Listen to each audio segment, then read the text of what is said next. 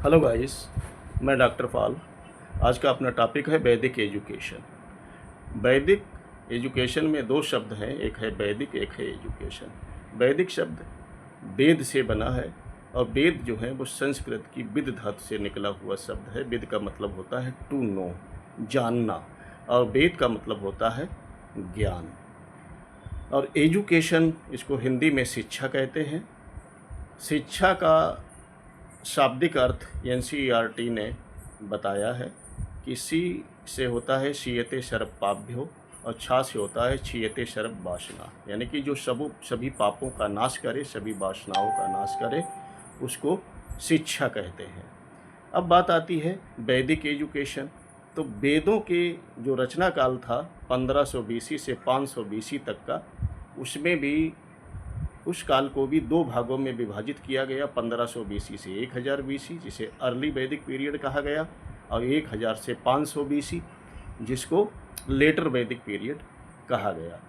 तो वैदिक पीरियड में, यानी कि वेदों के जो रचना काल में जिस तरीके की जो शिक्षा की व्यवस्था थी, यानी कि वेदों के काल में जिस तरीके की शिक्षा की व्यवस्था थी, इसको वैदिक शिक्षा कहा गया।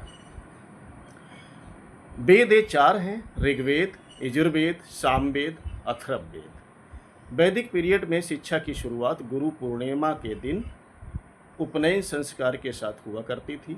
उपनयन संस्कार ये 3 दिन की प्रक्रिया थी।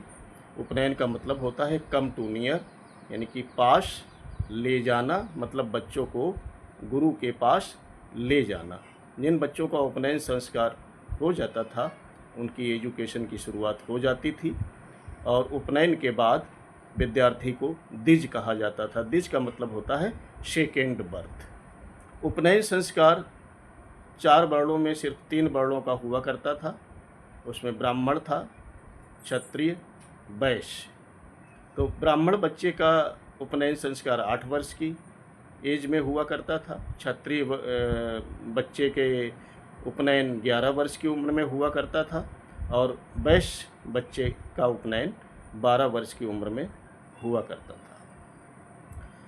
वैदिक शिक्षा में कुछ उद्देश्य भी हुआ करते थे। शिक्षा के उद्देश्य हुआ करते थे।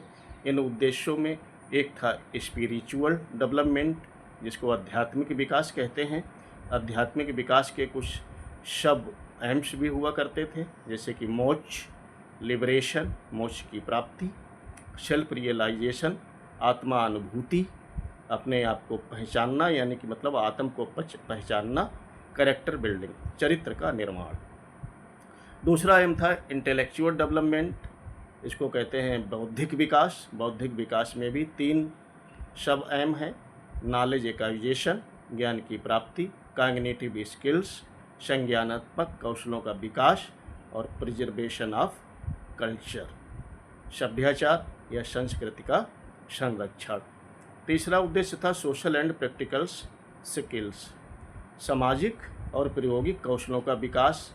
इनके भी सब एम्स हैं: प्रिपरेशन फॉर लाइफ, मतलब जीवन के लिए तैयार करना, कैरेक्टर फॉर्मेशन, चरित्र का निर्माण करना, और फिजिकल एफिशिएंसी, शारीरिक तौर से जो है मजबूत बनाना। इन उद्देश्यों को प्राप्त करने के लिए वैदिक एजुकेशन में पाठ्यक्रम की व्यवस्था थी। पाठ्यक्रम इसमें 2 प्रकार का था: एक अपरा या भौतिक पाठ्यक्रम था, दूसरा परा या आध्यात्मिक पाठ्यक्रम था। अपरा या भौतिक पाठ्यक्रम में निम्नलिखित विषय थे, जैसे कि भाषा, व्याकरण, अंकशास्त्र, कृषि, पशुपालन, कला, संगीत और नृत्य, कौशलों में कताई, बुनाई, रंगाई, काष्ठकार, धातुकार एवं शिल्प, अर्थशास्त्र, राजनीति शास्त्र, भूगर्भ, प्राणीशास्त्र, शरभ विद्या, तर्कशास्त्र, ज्योतिर्विज्ञान, आयुर्विज्ञान, सैनिक शिक्षा, व्यायाम, गुरुकुल सेवा एवं गुरु की सेवाएं या गुरु की क्रिया संबंधी सेवाएं इसमें सम्मिलित थीं। परा विद्या में, आध्यात्मिक विद्या में वैदिक साहित्य जैसे वेद, वेदांग, उपनिषद, धर्म, नीति शास्त्र, इंद्रिय निग्रह, धर्माकुल आचरण, ईश्वर भक्ति, संध्या वंदन और यज्ञ की क्रियाएं शामिल थीं। इस पाठ्यक्रम को प्राप्त करने के लिए कुछ टीचिंग मेथड्स भी हुआ करती थीं, जैसे कि अनुकरण मेथड, दोहराना, कंठस्थ करना, व्याख्यान विधि, दृष्टांत विधि, प्रश्नोत्तर विधि, वाद विवाद विधि, शास्त्रार्थ विधि, श्रवण विधि, मनन विधि, निदिध्यासन। इसके अलावा कालांतर में तर्क विधि का भी यूज होने लगा था।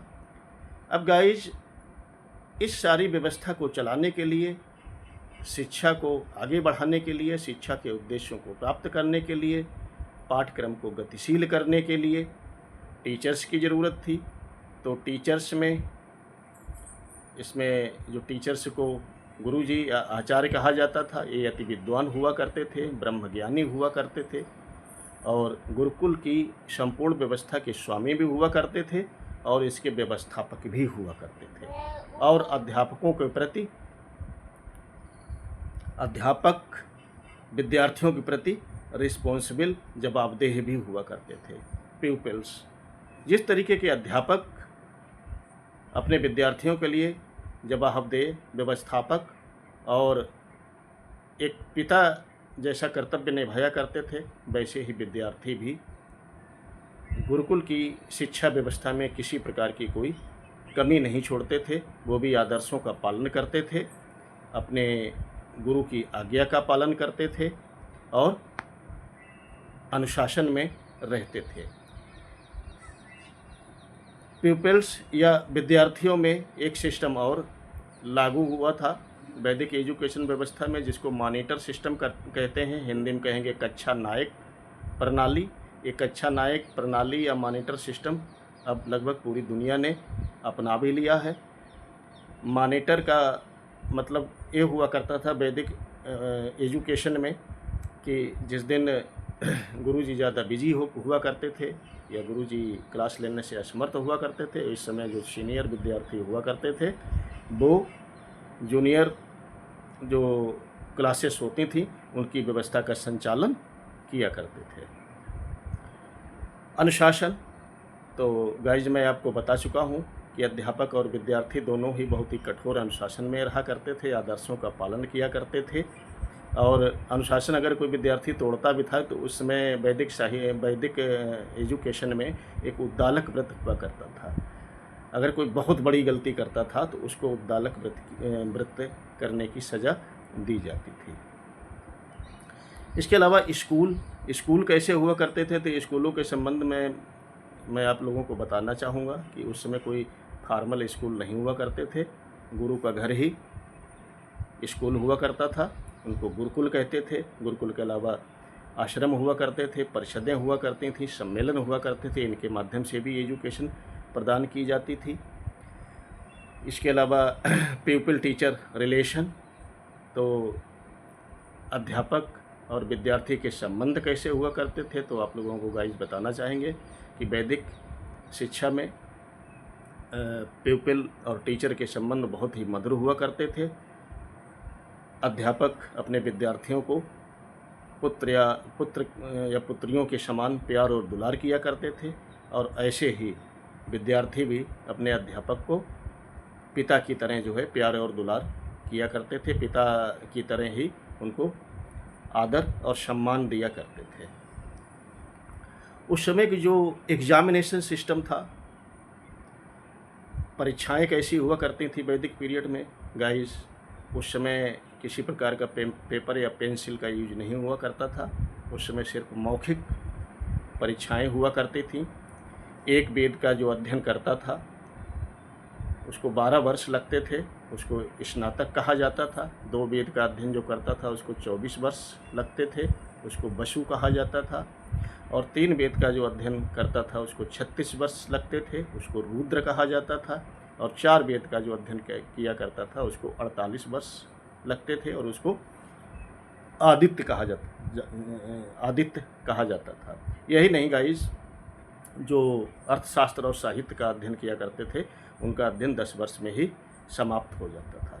गाइस एक चीज़ मैं आपको और बताना चाहूँगा कि वैदिक एजुकेशन में आश्रम की प्रणाली प्रचलित थी। आश्रम आप लोगों को पता होंगे, नहीं पता है तो मैं बता रहा हूँ। एक था ब्रह्मचर्य आश्रम, गृहस्थ आश्रम, वानप्रस्थ आश्रम और संन्यास आश्रम। पढ़ाई लिखाई के बाद ही जो है आचार्य क्या करता था कि उनको गृहस्थ आश्रम में प्रवेश करने की आज्ञा देता था। उपाधियाँ जिस तरह में आजकल दीक्षांत समारोह होता है, डिग्री वितरण होता है, उसी तरह से उपाधि वैदिक एजुकेशन में भी दी जाती थी। लेकिन वैदिक एजुकेशन में उपाधि यही होती थी कि योग्यता ही उनका प्रमाण पत्र हुआ करता था। और जब एजुकेशन समाप्त हो जाती थी तो उस समय समावर्तन संस्कार हुआ करता था। समावर्तन का मतलब होता है, इसका मतलब होता है घर लौटना, यानी कि गो बैक, घर लौटना। समावर्तन संस्कार में क्या होता था कि सारे शिष्य टीचर से इकट्ठे होते थे, हवन और यज्ञ की क्रियाएं हुआ करती थीं, और उसी समय अध्यापक विद्यार्थियों को उपदेश दिया करते थे और कि सत्य के मार्ग पर चलना है, धर्म के मार्ग पर चलना है, कभी झूठ नहीं बोलना है, चरित्र की हानि नहीं करना है, चरित्र को बनाना है। और इसी के साथ पढ़ाई लिखाई पूरी हो जाने के बाद वो गृहस्थ आश्रम में प्रवेश करने की अनुमति भी दे दिया करते थे। गाइस, स्त्री शिक्षा के संबंध में आप लोगों को मैं बताना चाहूँगा कि उस समय स्त्री शिक्षा की समुचित व्यवस्था तो नहीं थी, लेकिन हाँ, जो जैसे कि राजे महाराजे की पुत्रियां थीं या आचार्य की पुत्रियां थीं, वो गुरुकुल में प्रवेश पा जाती थीं। उस समय की विदुषी महिलाएं भी, जिनके नाम मैं लिए देता हूं, जैसे गार्गी थीं, अपाला थीं, मैत्रेयी थीं, विश्वसरैया थीं, उर्वशी थीं, गौतमी थीं, इंद्राणी थीं। अब गाइस, वैदिक शिक्षा के कुछ गुण थे, जैसे कि एक गुण था मॉनिटर सिस्टम, कक्षा नायक प्रणाली, जिसको जो है इंडियन ट्री ही कहा जाता है, जिसका प्रचार प्रसार पूरी दुनिया में हुआ है। लगभग पूरी दुनिया ने मॉनिटर सिस्टम को अपनाया है। एक गुण था कि फ्री एजुकेशन उस समय दी जाती थी, निःशुल्क शिक्षा थी, शिक्षा का किसी प्रकार का कोई शुल्क नहीं पड़ता था। और एजुकेशन के जो उद्देश्य हुआ करते थे वो बहुत विशाल हुआ करते थे। इसके कुछ दोष भी थे गाइस, जैसे कि जन शिक्षा की उपेक्षा, सभी लोगों का उपनयन संस्कार नहीं होता था, तो इसलिए बहुत सारा एक जनसंख्या का भाग शिक्षा से अछूता रह जाता था। स्त्री शिक्षा की समुचित व्यवस्था वैदिक एजुकेशन में नहीं थी, मतलब जो घर से स्ट्रांग गर्ल्स थीं उनको भी एजुकेशन मिल पाती थी, सबको एजुकेशन नहीं मिल पाती थी। एक चीज़ और था कि राज्य का किसी प्रकार का नियंत्रण नहीं था, ये सबसे बड़ा दोष था वैदिक एजुकेशन का। तीसरा, नेक्स्ट, रटने पर अधिक बल दिया जाता था और कठोर अनुशासन उसमें लागू था। तो गाइज, ये थी वैदिक शिक्षा व्यवस्था। अगर वीडियो आप लोगों को अच्छा लगा हो तो इसको सब्सक्राइब जरूर कर देना, लाइक ज़रूर कर देना और शेयर ज़रूर कर देना। Thank you so much. Have a nice day.